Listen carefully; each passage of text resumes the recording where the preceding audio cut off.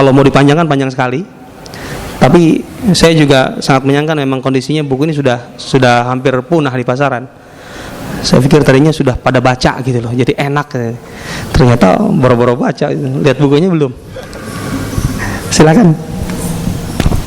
Ya, jazakallahu khairan Ustaz atas pembahasan beliau yang sangat menarik sekali terkait bagaimana kita mengembalikan kejayaan Islam. Ya, kembali kami lemparkan pada peserta ikhwan dan akhwat yang ingin bertanya. Silakan ditulis di lembaran kertas. Untuk ikhwan bisa langsung ke depan.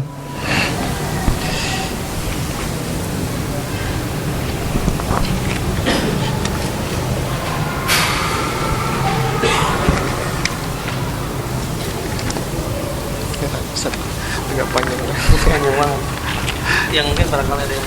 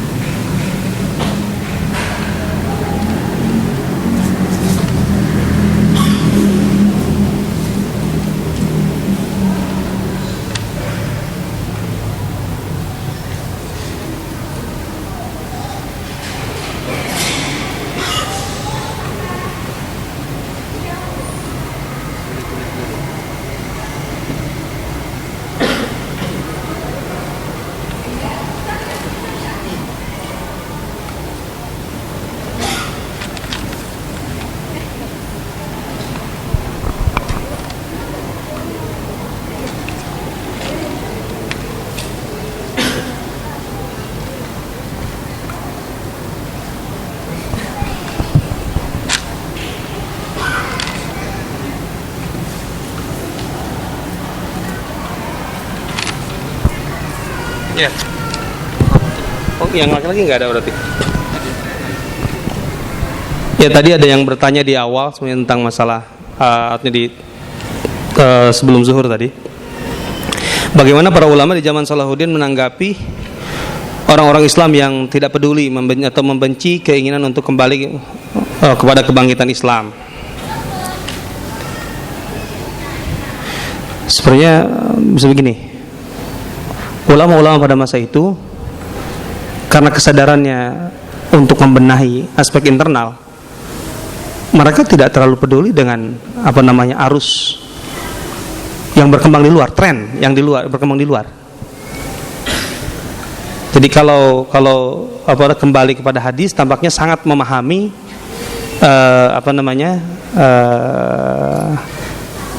sebuah hadis Rasulullah SAW tentang bagaimana sikap yang seharusnya diambil oleh umat dalam kondisi tertentu. Idza ra'aita syuhan muta'an wa hawan muttaba'an wa ijaba kulli dhira'in bi ra'yi fa 'alaika bi khassati nafsik wa da'anka amral 'ammah. Jika engkau lihat syuhan muta'an, ini menarik istilah Rasulullah SAW. Syuh itu kekikiran yang ditaati. Ini kan sebenarnya fenomena yang ganjil ya. Orang kikir itu biasanya kan nggak ada yang suka gitu, tapi ini diikuti gitu. Jadi orang yang berbuat yang sebenarnya untuk kepentingan pribadi, tapi orang-orang lain pada menjadi pengikutnya gitu. Ya tentu karena kepentingan lain. Yang barangkali ini yang banyak sekarang terjadi. Orang seperti berbuat untuk banyak orang banyak, tapi sebenarnya untuk pribadi. Dan itu banyak yang suka gitu, artinya banyak pengikutnya. Wahawan muttaba'an, dan nafsu yang diikuti. Dan setiap orang yang cerdik, pandai, itu membanggakan pendapatnya sendiri. Artinya tidak berdampak positif untuk membuahkan sebuah karya bersama. Tapi masing-masing ketika berdebat itu, pendapat saya harus diikuti. Wa ijaba kulli dzira'in bi ra'yi. Maka di saat seperti itu, alaika bi khassati nafsik, hendaklah engkau sibuk dengan orang-orang yang bisa ikut bersamamu, dalam arti yang sefaham, sejalan, sevisi denganmu. Bi khassati nafsik, dan tinggalkan atau jangan sibuk dengan tren umum yang berlaku. Bisa dibayangkan Imam Ghazali dan kawan-kawan itu kan mewakili minoritas sekali. Artinya arus masyarakat yang ada saat itu, tren yang berkembang saat itu sangat berbeda, justru itu yang sedang diperbaiki kan. Jadi mereka tidak ikut, contohnya setiap isu ini diikuti, terus diikuti. Enggak.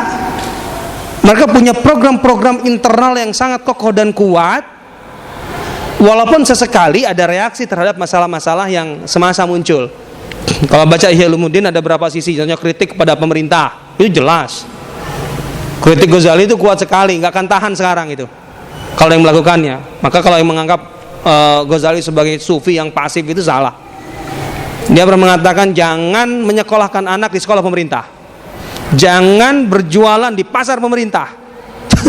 Coba kalau sekarang itu nggak terbayang. Tapi masa dia bisa berlaku itu di saat memang posisi Ghazali sudah kuat dalam islahnya dan kemudian pengikutnya udah banyak gitu. Dan pemerintah tidak sampai pada tahap untuk kemudian memberangus dan sebagainya, udah nggak peduli kok. Dianggap angin lalu gitu. Tapi justru itu yang menjadi tren kemudian kuat sekali membangun kemandirian. Sampai pada titik itu ya. Jadi masalah pendidikan mandiri, dalam masalah ekonomi mandiri, sehingga tidak terpengaruh dengan inflasi gitu. Kalau kita kan dikit-dikit terpengaruh gitu kan. Karena tidak punya tadi. Bagaimana kita menghadapi krisis lingkungan? Coba kalau konsep Asy'ariyun itu dipakai, nggak akan ada yang kelaparan kok. Orang kalau saya punya sisa di rumah sekian, ini punya sisa di rumah, dikumpulin, bagi rata lagi, semua makan. Kan itu sederhananya ya. Tapi masalahnya mau nggak? Itu bisa kalau misalnya mobil anfusnya sudah berubah. Tapi kalau belum ya nggak bisa. Nah, jadi kalau masalahnya mereka tidak terlalu peduli dengan orang-orang yang berbeda. Justru mereka labrak gitu ya. Tetapi tidak sibuk mengurusi perbedaan itu. Hanya dalam fenomena tertentu. Kalau sekarang yang dilakukan Miyumi itu kan RUU gender harus kita tolak. Tapi bukan berarti kerjaan kita hanya itu, ngurusi itu, ngapain gitu. Miyumi membangun kekuatan internal. Kita membuat workshop, membuat pemikiran, dan bahkan dalam program-programnya kita akan membuat semacam kursus pakar tentang usul fikih, tentang hadis. Kita bangkitkan lagi kemudian Islam itu. Karena dari situ sebenarnya kita dapat mengambil kaidah-kaidah dasar dan penguatan dasar itu. Dan itu insya Allah siapapun bisa belajar itu. Siapapun, walaupun di teknik, walaupun nanti dari ekonomi bisa, kenapa tidak? Kenapa tidak? Dulu lama kita semua ensiklopedi kok. Sekarang saja yang jadi masalah. Itu ya. Terus berikutnya, ini juga punya bukunya ini. Jadi ada satu ungkapan dalam buku Majid Kilan ini, mengutip ala innal kitab wa sultan sayaftariqan fala tufariqu alkitab. Ketahuilah Al-Qur'an dan sultan itu akan terpecah. Maka saat itu terjadi jangan engkau memisahkan diri dari Al-Qur'an. Al-Qur'an di sini adalah representasi dari pengetahuan secara umum ya. Sementara sultan itu adalah unsur-unsur kekuatan, mulai dari institusinya, kemudian kekayaan tentunya, terus kemudian kekuasaan gitu maksudnya ya, institusi kekuasaan dan kekayaan. Nah di saat itu terjadi jangan melepaskan diri dari pengetahuan. Jadi aspek ilmu harus didahulukan gitu ya. Nah dalam buku itu kemudian disebutkan bahwa sehingga menyimpulkan masyarakat kuat dan kokoh yaitu ketika seluruh kekuatannya telah matang terpadu dalam siklus yang bersifat kombinasi, yaitu unsur kekuatan tersebut, pengetahuan dan sumber kekayaan itu bergabung. Nah pertanyaannya, kata sultan, kekuasaan dan kekayaan, haruskah kita menguasai keduanya terlebih dahulu daripada ilmu atau secara bersamaan? Kalau bisa bersamaan ya bersamaan. Kalau kemudian berbenturan, pengetahuan didahulukan. Itu maksudnya, jelas dari hadis itu. Kalau kita mencari dasarnya dalam fakta sejarahnya jelas lah. Umat Islam itu memang dianjurkan untuk hidup bersahaja, sederhana gitu kan. Tapi bukan berarti tidak boleh kaya. Nah, para sahabat kan yang kaya banyak sekali. Khadijah itu kaya. Tadi Rasulullah juga kaya, Abu Bakar kaya, Utsman sangat kaya, Abdurrahman bin Auf kaya. Tapi di saat kondisi umat membutuhkan pengorbanan, mereka semua berkorban dengan kekayaannya. Tapi bisa dikatakan begini, mereka itu kaya secara umum, tapi tidak dalam setiap kondisi mereka punya gitu loh. Karena ada satu hadis yang jelas, ada kalanya Umar dan Abu Bakar itu juga pedagang kan, dan juga cukup sukses. Umar itu kan ada satu hadis, Rasulullah keluar rumah ketemu Abu Bakar, kata Rasulullah, ngapain kamu keluar rumah? Lapar Rasulullah. Sama kata Rasulullah. Kemudian berjalan lagi, Umar juga ketemu di jalan. Umar, kenapa kau keluar rumah? Lapar Rasulullah gitu. Sama. Ya kita jalan deh, barangkali ada rezeki. Kemudian ada orang Ansar. Orang Ansar ini paham, ya Rasulullah, ayo ke rumah kami. Kau jadi tamu kami punya makanan. Seperti itu. Artinya dalam kondisi-kondisi tertentu, di saat memang kondisi umat krisis, mereka juga ikut lapar gitu loh. Tapi kenapa kemudian mereka cepat kaya? Biasanya tradisi masa itu, contohnya seperti Utsman bin Affan itu atau Abdurrahman bin Auf, mereka itu menyimpan kekayaan mereka dalam bentuk wadiah itu di pihak-pihak lain di luar wilayah Islam, biasanya gitu, di mitra-mitra dagang mereka, sehingga itu menjadi modal kembali untuk kemudian mendapatkan keuntungan di masa-masa berikutnya. Yang paling jelas Utsman bin Affan di zaman Abu Bakar, ketika zaman Abu Bakar ada krisis, kas negara kosong, rakyat sudah mulai kelaparan, barang mulai naik harganya, mereka mengadu kepada khalifah, kata khalifah, memang kondisinya apa lagi? Nggak ada yang bisa dibagi. Kas negara habis, cadangan devisa nggak ada. Indonesia bangga cadangan devisa banyak, rakyatnya miskin, nggak bisa makan. Tapi Abu Bakar nggak ada cadangan devisa. Mudah-mudahan Allah memberi jalan keluar. Tidak lama kemudian dari arah Syam itu ada 100 ekor unta dengan barang-barangnya di situ, bahan-bahan makanan, barang makanan dan sebagainya. Ternyata milik Utsman. Coba ya kan? Bukan Utsman nyimpan di rumah, enggak, di rumah enggak ada, ya juga enggak bisa makan. Tapi yang dari Syam itu datang. Para pedagang datang kemudian bertanya, Utsman, jual dong, kami biar yang jual. Kami semua pedagang nih. Harganya memang sudah naik 1 kali lipat. Ah enggak. 2 kali lipat enggak. 3 kali lipat enggak. Terus berapa? 4 kali lipat enggak. Mau enggak 10 kali lipat? Ya enggak mungkin lah. Ada yang mau. Siapa yang mau? Ini pedagang kami semua. Ada, Allah ada. Al-asyaratu al-hasanatu bi asyri amsalihha. Satu kebaikan dibalas Allah 10. Sedekah untuk orang Madinah.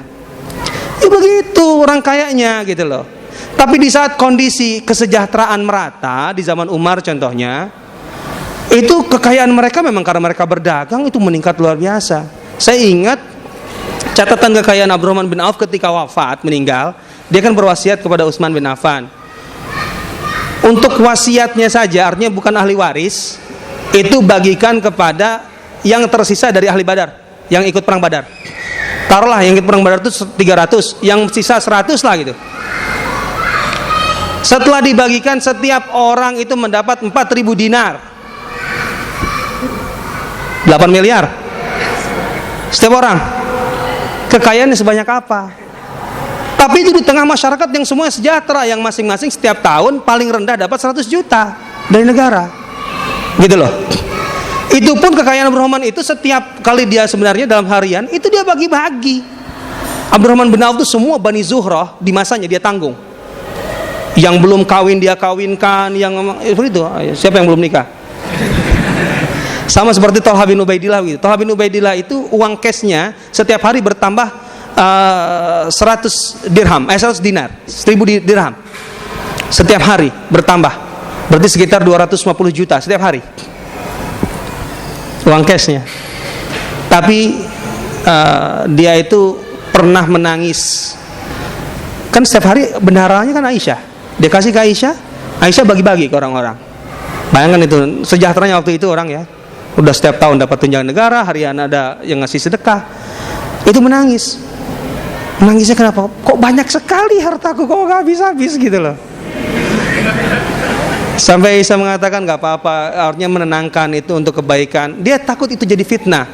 Itu takut menjadi balasan dari Allah yang lebih cepat daripada surga yang diharapkannya. Takut dia. Nah gitu. Jadi lihat, kaya silakan, tapi bukan berarti untuk bermewah-mewah. Itu lain hal. Bermewah-mewah itu gaya hidup, itu nggak boleh dalam Islam. Tapi kalau kaya boleh ya, sedekahnya sebanyak-banyaknya. Kan begitu. Banyak sekali. Dan ini berarti dari akhwat semua. Iya. Oh, gabung juga. Oh, udah artinya. Zaman 400 Hijriah itu kebobrokan umat Islam karena faktor internal. Iya. Jawabannya gitu aja ya. Iya, tadi sudah saya jelaskan. Kalau sekarang apakah bukan lebih faktor eksternal dikondisikan oleh musuh-musuh Islam? Enggak, faktor kita internal. Coba tanya internal kita sekarang seperti apa? Cara pandang kita terhadap kekayaan. Kita sekolah untuk apa? Untuk survive? Saya di UI pernah ngisi bicara masalah tadi, masalah tentang peran seseorang di umat, tanggung jawabnya, apalagi dalam posisi jabatan, kemudian dengan gaya hidupnya. Kemudian dia berkata, saya di Fakultas Hukum. Kenapa? Saya ingin dengan nanti saya menjadi seorang lawyer yang terkenal, saya punya mobil-mobil mewah dan sebagainya, itu untuk menunjukkan izzah. Oh enggak, saya bilang, enggak bener. Itu enggak salah sejak awal. Oh, izzah apaan? Umar bin Khattab, dia ini kaya, tapi kemudian jadi khalifah, dia miskin. Abu Bakar itu kaya, ketika menjadi khalifah miskin. Begitu. Umar bin Khattab ketika dia seorang menjadi pemimpin yang sangat sukses, pasukannya menyebar kemana-mana, meraih kemenangan di setiap medan laga. Pasukan ketakutan luar biasa, musuh ketakutan luar biasa. Dia tanpa seorang pengawal pun tidur di bawah pohon ketika sedang menggembala. Ketika seorang ada dari Uzbekistan atau daerah mana datang ke Madinah mencari khalifah di mana, dia lihat pertama tidak ada bangunan-bangunan mewah di Madinah. Ke masjid, khalifah di mana? Biasanya jam segini di sana, di tempat mengembala, di hima, di tempat ada zona eksklusif untuk hewan-hewan zakat. Umar di situ. Itu siang, pas Qailulah, tidur siang. Ketika dia ke sana, kok nggak ada orang? Dia lihat ada seseorang sedang ngurus-ngurus binatang. Mana khalifah? Tuh di bawah pohon tidur. Dia hanya berkata waktu itu, adalta fa'aminta fanimta. Engkau sebagai pemimpin adil, maka engkau aman, maka engkau tidur nyenyak. Engkau di sini tidur, musuh-musuhmu di sana sedang lari kemana-mana nyari persembunyian. Kaisar Persia, Kaisar Romawi itu nggak pernah tenang tidurnya melawan pasukan Umar, merasa dikejar terus, sementara dia tidur di Madinah. Ketika Palestina jatuh di tangan kaum muslimin, kemudian uskup Palestina itu mensyaratkan khalifah sendiri, khalifah Islam sendiri yang harus menerima kuncinya. Umar datang, dan ketika sampai di Jabiah dekat Palestina sana, Umar berkhutbah, kemudian setelah itu Umar mau mengambil kunci, menerima kunci. Dari Madinah dia dengan Aslam itu gantian naik onta. Kadang-kadang Aslam yang naik, kadang-kadang Umar yang naik. Tergantung siapa yang lelah. Nah, seperti itu. Baju Umar itu jahitannya dalam satu riwayat sampai 18. Dia seorang khalifah, pemenang, memenangkan pertarungan dengan imperium besar, dua imperium besar. Sampai di Palestina, sampai di Jabiah, sebelum masuk Palestina, untanya kelelahan, bajunya juga lusuh, maka Umar minta diganti kendaraan, minta diganti baju. Abu Ubaidah memberikan baju dan teman-temannya memberikan baju yang bagus, kemudian mengganti unta itu dengan birdaun. Birdaun itu kuda, tapi kuda untuk khusus pembesar, bukan kuda perang. Birdaun bukan untuk perang, tapi untuk, ya kalau sekarang apa ya, Mercedes kali ya, atau apa gitu, bukan untuk perang-perangan lah ya, jadi bukan jeep gitu, bukan. Kalau unta itu truk kesannya kalau saat itu, iya, karena membawa barang. Unta itu membawa barang. Kata mereka, wahai Amirul Mukminin, mereka nanti melihatnya tidak pantas, kita tidak punya ini izalah gitu. Kalau seandainya engkau pakai unta itu, bayangkan mereka pembesar-pembesar Romawi pakai birdaun dengan baju kebesaran, Ini kan baju biasa, walaupun ganti baju ganti baru, kemudian engkau pakai unta, pakai truk, kan gak lucu nih. Langsung dia pidato kan.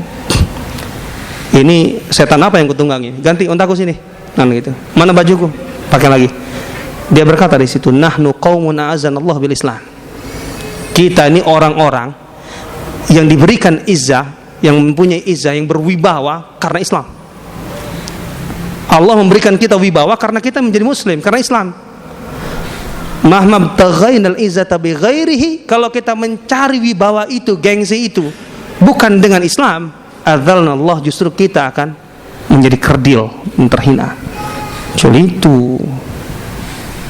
Jadi berbeda ya sebenarnya. Oh.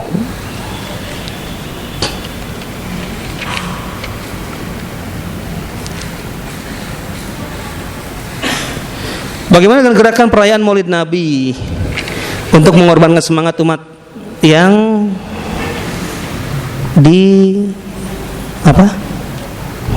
dilakukan oleh Salahuddin Ayyubi? Apakah itu benar terjadi? Ini fakta sejarahnya ya, masalah sejarahnya, bukan masalah hukumnya. Ustaz Ridwan nanti satu hukumnya ya. Sejauh yang saya baca, saya juga pernah membaca literatur karena saya dulu membahas itu ya. Yang saya katakan bahwa saya menemukan buku ini gara-gara tugas kajian tahunan di Fakultas Dakwah di Madinah itu. Saya membahas masalah manhaj atau pendekatan dakwah di zaman Salahuddin. Saya membaca Raudhatain, saya membaca beberapa literatur yang lain yang ditulis di masa Salahuddin atau sedikit setelah masa Salahuddin. Sejauh yang saya baca dari buku-buku itu, tidak ada satupun literatur yang menyebutkan bahwa perayaan Maulid Nabi dilakukan di zaman Salahuddin Ayyubi, atau apalagi Salahuddin Ayyubi menjadi pelopornya. Yang ada di setiap majelis Salahuddin Ayyubi, bahkan setiap mau perang sekalipun, Salahuddin Ayyubi itu minta dijelaskan hadis-hadis tentang jihad.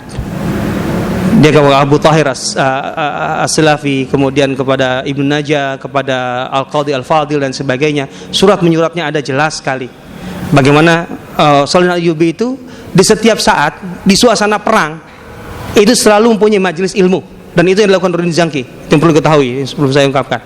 Selalu ada pengajian. Bahkan sebelum, ketika sudah berhadapan dengan musuh, ada pengajian khusus tentang hadis-hadis jihad. Coba kan saja. Jadi saya tidak menemukan itu. Harus secara fakta sejarah tidak menemukan. Kalau kemudian dari mana, wallahu alam. Wallahu alam. Kemudian artinya yang menyebutkannya harus bertanggung jawab. Dari mana dia ngambilnya? Kan al-bayyin atau al-mudda'i, kan gitu konsepnya. Yang mengklaim, dia yang memberikan bukti dong. Mengklaimnya zaman Salahuddin mana? Setahu saya tidak. Seharusnya kaum muslimin yang ada di Quds harus berbuat apa dan bagaimana untuk menyelesaikan permasalahan yang sedang dihadapi, dan sebetulnya kondisi internal di Al-Quds yang ada seperti apa, terus gimana ya? Apakah harus hijrah muslimin Kudus? Ya, jangan hijrah. Ya jangan hijrah. Kalau hijrah ya habislah sudah. Karena itu yang diinginkan oleh Israel. Selesai pertarungan. Kalau hijrah kemana? Ke wilayah kaum muslimin yang lain? Emang kemudian menjadi lebih baik? Pengungsi-pengungsi Palestina menderita sampai sekarang. Emang kemudian ketika masuk ke negara-negara dan jumlah besar itu diterima sebagai warga negara yang sama haknya? Tidak, jadi warga asing. Itu yang menunjukkan bahwa konsep umat kita memang sudah tercabik-cabik. Tidak ada umat muslim. Kalau ada umat muslim seharusnya terjadi, contohnya seperti zaman setelah Bani Umayyah sudah runtuh, kan ada Abbasiyah ya di Baghdad, tapi Umayyah kemudian berdiri lagi di Andalus. Secara institusi itu sebenarnya sudah terpisah, sudah tidak bisa nyatu itu. Sebenarnya secara apa namanya, de jure ya, itu dua otoritas hukum, ada dua khilafah sebenarnya. Tetapi lihat dari segi konsep umat, orang ya Muslim dari Andalus, dari Spanyol, dari Maghrib yang bawa Andalus, kalau mau masuk ke daerah Masyrik sampai ke Baghdad sekalipun, itu tanpa visa, tanpa ada sandungan-sandungan administrasi, tanpa ada perlakuan yang berbeda, bisa menikah dengan siapa saja, semua dianggap sebagai Muslim bersaudara, tidak ada pemisah, karena konsep umatnya masih benar. Walaupun institusi pemerintahannya sudah kacau, tapi sekarang itu yang berbalik. Walaupun mengklaim seperti apapun Saudi, kalau orang Indonesia kerja pasti di level gajinya itu yang termasuk paling rendah, sedikit di atas Bangladesh barangkali. Beda dengan pekerja yang berasal dari Mesir, dari Arab, karena mereka dianggap berbeda, padahal pekerjaannya bisa jadi sama. Konsep umat sudah rusak. Itu hijrah kemana? Apa mereka dianggap sebagai masyarakat yang enggak? Jangan hijrah. Terus apakah kemudian yang ada sekarang di Al-Quds atau di sekitarnya di Palestina, taruhlah bahasa kasar memahami atau bisa dikatakan sejalan dengan apa yang diharapkan dalam buku ini? Kalau menurut saya kelihatan sekali. Iya, terutama di Gaza.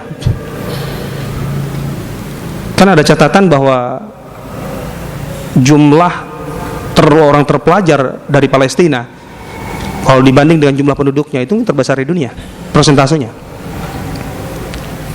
Dan saya diberitahu belum lama, dalam kondisi yang kocar-kacir seperti sekarang Gaza itu ada lebih dari 50.000 hafiz Quran. Waktu gonjang-ganjing tahun 2008 itu kan menjelang wisuda hafiz Quran yang jumlahnya sekitar berapa? 1.000, 2.000 nggak tahu, saya kurang lupa itu. Beberapa bulan kemudian saya ketemu dengan tokoh Hamas, saya tanya, waktu itu kalau nggak salah mungkin 3-4 bulan kemudian, bagaimana acara tentang itu hafal tahfidz itu. Alhamdulillah kita mau bikin lagi. Waktu itu ditentukan tanggalnya di bulan yang sama kalau tidak salah. Berapa? 4.000 penghafal Al-Quran yang baru. Bayangan baru dibombardir itu, air belum lancar, listrik belum nyala ya. Tapi yang hafiz Quran bertambah dalam kurun waktu sekian bulan, ribuan orang. Itu artinya apa? Fenomena apa itu? Saya sangat optimis kok dengan Palestina sekarang sebenarnya. Dan saya menerjemahkan buku Dr. Nauf Takruri, Al-Jihad Bil Mal, Jihad Harta, diterjemahkan Gema Insani Press, diterbitkannya. Silakan kalau mungkin masih ada dilihat di LPI. Ketika saya ketemu dan mengobrol, dia mengatakan begini, dengan bukunya itu kan jelas mengajak umat Islam di dunia itu jihad dengan harta sajalah. Dia mengatakan apa? Sudah, kalau militer nggak usah berpikir datang ke Palestina untuk membantukan, nggak usah. Istilah kata malah merepotkan. Istilah kata gitu. Kami itu sudah cukup menghadapi mereka. Artinya orang-orang di Gaza dan sekitarnya itu sudah bisa mengukur kekuatan Israel. Kalau memang harus benturan pun kami pun bisa meladeni mereka. Yang penting ketika kami konsentrasi itu, istri anak-anak kami tolong, makanya perhatikan. Itu saja. Gitu loh. Makanya dia menulis buku Al-Jihad Bil Mal. Ini dari lisan orang sana ya, gitu loh saya menyampaikannya. Jadi bukan hipotesa sama sekali. Ya saya optimis kok. Dengan adanya ribuan penghafal dalam 2 bulan bertambah atau 3 bulan bertambah dalam kondisi setelah dibombardir, itu masyarakat yang sangat luar biasa, sadar betul apa yang menjadi prioritas. Makan aja belum gak tercukupi, tapi kan hafal Quran tetap. Kita 24 jam bisa nyala itu, iya kan? Kapan saja bangun bisa hafal Quran. Berapa orang hafal Quran di masjid ini? Termasuk saya enggak. Subhanallah, itu musibah. Ada yang lebih pendek deh, panjang sekali nih. Subhanallah kok panjang-panjang kalau nanya. Gaya mahasiswa begini kali ya.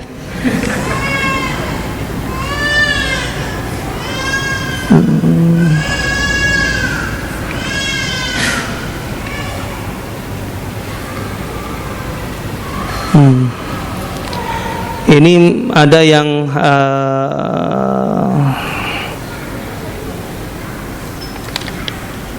ada 3 pertanyaan lagi, panjang juga jadinya. Ya barangkali tidak bisa dijawab semuanya. Kalau ini berapa lama kita punya waktu? Jadi berapa lama lagi? 5 menit.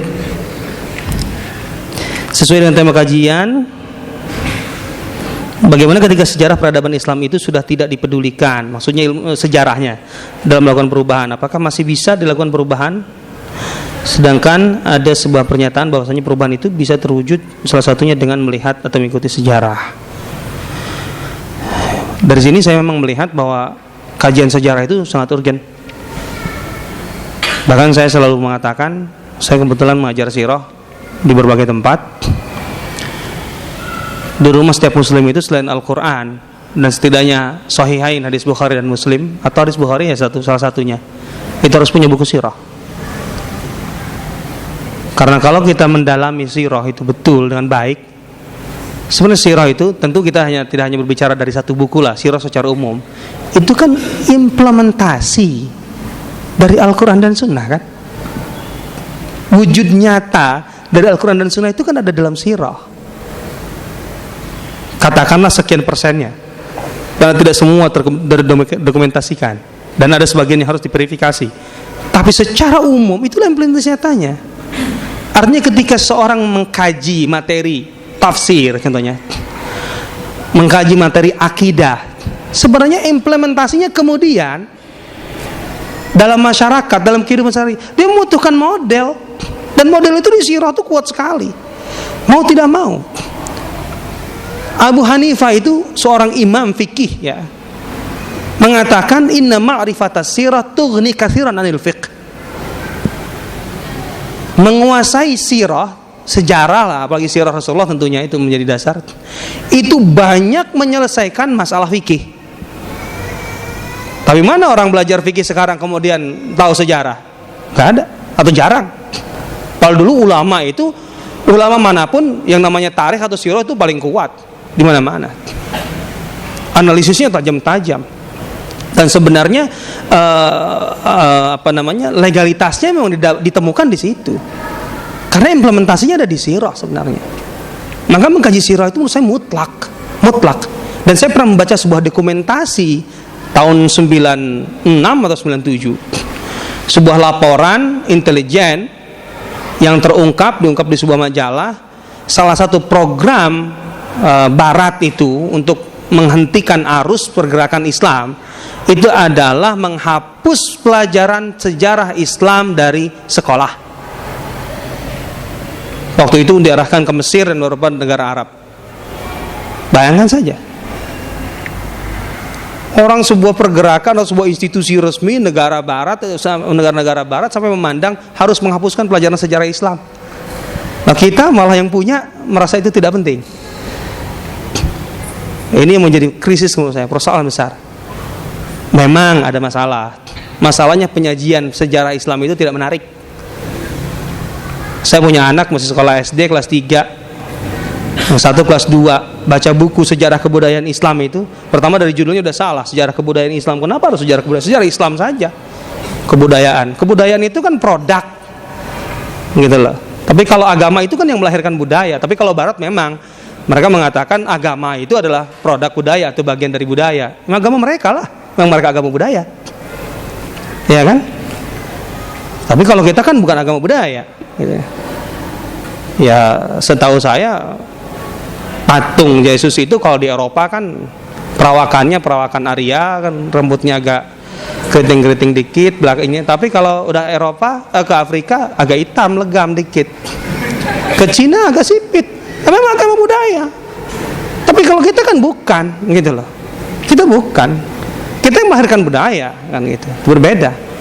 Tadi saya katakan jahiliyah itu sebuah budaya. Rasulullah itu kemudian mengangkat unsur-unsur yang positif dari jahiliyah itu, maksudnya bahan-bahannya itu. Para sahabat kemudian mengubah itu. Yang dibenarkan adalah unsur yang memang dianggap masih sejalan dan positif. Kan gitu intinya. Jadi memang ada persoalan. Di buku sejarah kebudayaan Islam itu apa yang disampaikan kepada anak, saya pikir kalau begini isinya, tidak bisa sejarah itu memberikan gambaran tentang sebuah perjalanan sejarah besar gitu, lahirnya sebuah umat. Tidak juga bisa membanggakan orang yang membacanya, enggak sama sekali. Anak-anak ya Allah ya Rabbi, masalahnya guru-gurunya juga biasanya pengetahuannya ya sebatas yang dibaca dahulu gitu loh, tidak ada pengembangan. Sehingga ya memang sejarah itu menjadi pelajaran yang tidak menarik, padahal sangat menarik. Emang ngomong kaji tafsir nggak bisa lepas dari sejarah, tidak mungkin. Justru kalau nggak tahu sejarahnya malah bisa rancu itu tafsir itu. Memahami ayat-ayat Al-Quran apalagi untuk diambil istinbat hukum, nggak ngerti ini, yang ngerti hukumnya, nggak mengerti sejarahnya, repot. So, itu bermasalah besar. Harus tahu. Dan saya berharap di sini kemudian bisa mengkaji sirah. Ustaz Ridwan tuh paling suka sirah, itu saya tahu.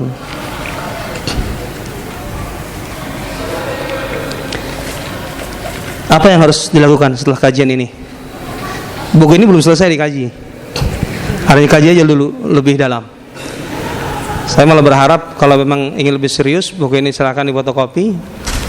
Silakan saja lah. Ulama Islam dulu itu nggak mengenal istilahnya. Kalau disebarkan itu malah senang kok. Pahalanya tambah banyak. Kalau sekarang kan, wah itu udah ngitung-ngitung aja berapa kalau hak ciptanya. Kalau memang aspek dari buku ini ya masih banyak sisi sebenarnya. Ada contohnya masalah al-inshihab wal auda, itu sebuah konsep dalam pergerakan yang dilakukan oleh Imam Ghazali. Kemudian pendalaman peran-peran madrasah seperti apa persisnya, karakteristiknya, kemudian bagaimana para ulama Abdul Qadir, Imam Ghazali dan lain-lain itu mendiagnosa persoalan di masanya. Artinya yang penting garis besarnya begini. Garis besarnya para ulama yang kemudian mempunyai kontribusi besar terhadap sebuah perubahan, itu mereka bisa menjawab persoalan-persoalan yang ada di masanya. Dan ini yang menjadi kekurangan kita. Begitu banyak persoalan di masa kita sekarang tidak terjawab. Tidak terjawab.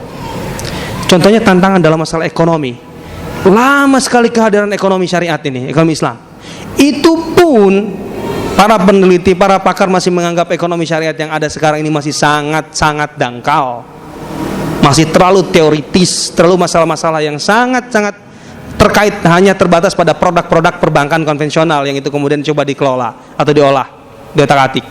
Padahal masalah ekonomi Islam jauh lebih luas ketimbang masalah perbankan. Jauh lebih luas. Gitu ya. Aspek politik sampai sekarang saya belum menemukan sebuah konsep politik Islam yang dikaji secara mendasar dan menjawab teori-teori politik yang ada dan berkembang sekarang. Sampai sekarang, bagaimana seharusnya politik Islam itu sampai membangun? Sampai sekarang masih bisa berkutat dengan istilah-istilah apakah harus khilafah atau begini dan sebagainya. Saya kok melihatnya ya, kalau melihat sejarah Rasulullah itu ketika tidak menentukan penggantinya siapa, mau sistemnya kayak mirip agak kerajaan ataupun mau tidak seperti itu tidak penting. Tidak mutlak kok peralihan kekuasaan dari ayah ke anak itu dilarang, enggak dilarang. Dari Ali bin Abi Thalib itu ke Hasan. Ali bin Abi Thalib itu Khulafaur Rasyidin, bahkan Hasan pun dinyatakan masuk Khulafaur Rasyidin. Dan Rasulullah menyatakan alaikum bisunnati wa sunnatil khulafair rasyidin. Hendaklah kalian mengikuti sunnahku dan sunnah Khulafaur Rasyidin. Artinya masalahnya bukan masalah dari ayah ke anak, tapi aspek-aspek kepemimpinan Islam itu terpenuhi enggak gitu. Kalau memang terpenuhi dari segi cara pemilihannya, dari segi kapasitasnya, ya sudah, mau anak mau bukan tidak masalah. Yang penting tadi prosesnya memang benar sesuai dengan konsep-konsep Islam dan kemudian prakteknya juga benar sehingga melahirkan kondisi masyarakat yang berkeadilan, sejahtera dan seterusnya. Jadi itu tidak masalah sepanjang terpenuhi dari syaratnya. Atau ke orang lain ya tidak masalah juga kan gitu. Apalagi orang lain lah intinya. Jadi, kalau sekarang kan kita berkutat dengan sekarang kan masalah kalau kerajaan itu kuno, demokrasi bukan masalah demokrasi. Tahu di negara-negara demokrasi pun juga yang lebih absolut ketimbang raja juga banyak. Sejelek-jeleknya kalau saya sistem kerajaan Saudi, tapi masalah-masalah mendasar rakyatnya terpenuhi. Dari sejak saya kuliah, tanya Ustaz Ridwan, kita kuliah tahun 90-an sampai sekarang, kalau orang makan kenyang ya, makan siang itu dulu 10 real satu porsi, sekarang 12 real, cuma 2 real aja naik. Minuman kaleng dari tahun 70-an yang saya dengar sampai sekarang masih 1 real kan gitu. Orang sakit, apapun sakitnya, bisa masuk rumah sakit. Kemarin saya umroh, pas jemaah saya sakit, saya lihat ada anak ketabrak, patah tangannya. Dia masuk rumah sakit itu ya diambil dulu sama dokter, diurus. baru kemudian surat-suratnya belakangan. Kalau kita kan sulit begitu, surat-surat dulu sampai orangnya udah hampir sekarat. Coba bayangkan, kan masalahnya bukan masalah demokrasi nggak demokrasi di situ, kan kenapa? Bukan berarti sepenuhnya kerajaan benar, nggak juga gitu. Artinya persoalannya adalah masalah di luar itu, maksud saya gitu ya. Seperti itulah gitu. Itu PR besar, ekonomi, politik, sosial dalam menghadapi krisis seperti apa? Mana konsep al-maun? Wa yamnaun al-maun. Mana limit untuk standar kemiskinan itu? Sekarang nggak, kalau sekarang pakai standar Indonesia, standar Islam itu digunakan di Indonesia. Saya kebetulan belum punya rumah, jadi saya miskin ini. Coba bayangkan saja, orang yang makannya tidak tercukupi, pakaiannya tidak tercukupi, tidak punya rumah, itu miskin dan itu punya hak dari zakat. Ada peruntukan negara secara khusus, alokasinya. Sekarang orang miskin Indonesia alokasinya apa secara khusus? Dan terangkat nggak dari garis miskin sampai ke orang berkecukupan atau kaya yang paling rendah? Dalam konsep Islam dilakukan. Dan caranya ya dari zakat itu. Kalau zakat tidak memenuhi, kata Ibnu Hazm, orang yang kaya dan berlebihan harus diambil dari harta mereka sebanyak untuk mencukupi kebutuhan yang miskin. Ayo, itu pakai, bisa nggak diterapkan? Karena pada dasarnya wa fi amwalihim haqqum ma'lum lis-sa'il wal mahrum. Ada hak yang jelas bagi orang-orang yang tidak berupaya. Kemudian para sahabat menyatakan, Ibnu Umar dan lain-lain, fil mali haqqun siwa zakah. Ada hak lain dalam harta itu selain zakat. Ayo, itu diterapkan coba. Itu konsep ekonomi Islam. Allah Ta'ala alam. Jadi silahkan kaji lebih dalam dulu buku ini.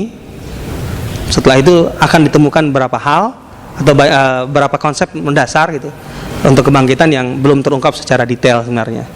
Tapi yang tadi saya pikir sudah memberikan gambaran umum lah. Allah Ta'ala alam.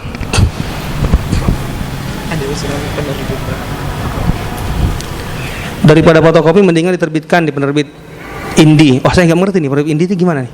Saya tahu film aja indie. Wah, Jogja memang lain itu cara pikirnya. Saya kalau ke Bandung kuliner, kalau ke Jogja nih kayak gini ide-idenya. Maksimal 3 pekan sudah terbit tanpa proses editing, royalti 60-40. Masya Allah. Sudah sampai royaltinya di masjid ini nih royalti. Mudah-mudahan nanti lihat ini. Anda lihat mana yang lebih baik lah gitu ya. Karena terus terang buku ini saya katakan tadi awalnya ditolak di berbagai penerbit, setelah itu saya ditawari dari berbagai penerbit dan berbagai lembaga. Dulu aja susah nyarinya, harus dikasih tahu dulu. Islam tuh begitu emang, nggak mau nyari sendiri. Baca, kalau baca sudah pasti tertarik sebenarnya. Tapi ngeliat, aduh soal Yubi udahlah itu udah banyak. Ya begitulah.